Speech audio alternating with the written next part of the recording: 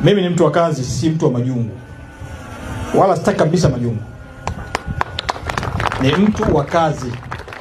Kwa hiyo nataka tufanye kazi, katibu mkuu. Kazi kweli kweli. Hatuna sababu ya kulaza viporo. Hatuna sababu ya kuchelewesha jambo. Hatuna sababu ya kungangania jambo. Rais wetu amekwisha tuagiza na amekwisha tupa mamlaka. Wakati mwingine mkiona hatufanyi vizuri ni kwa sababu ya ubinafsi wetu. Lakini nyenzo tumepewa. Hatuna sababu hata kidogo ni kwa nini tusifanye vizuri. Kwa hiyo hili nisema tuanze nalo. Ili niwatake kwa wale wenye utendaji wa kimazoea, najua miongoni mwenu mmekaa miaka 30 hapa, miaka 20, kwa mmekuwa na utendaji wa kimazoea baadhi yenu.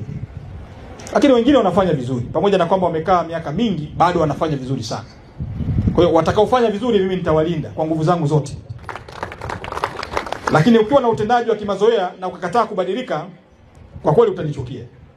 Sina sababu ya kugombana yoyote, na hakuna popote tunapokutana, tunakutana kwenye kazi.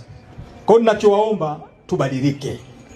Na mimi ni mtetezi mkubwa sana wa watumishi. Nyinyi mnajua. Mtetezi mkubwa sana wa watumishi.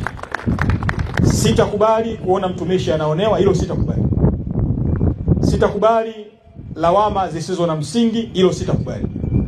Tutawalinda kwa nguvu zangu zote, watendaji wazuri, watendaji waadilifu, wenye kuchukia rushwa, wenye kuchapa kazi usiku na mchana kwa ajili ya taifa letu.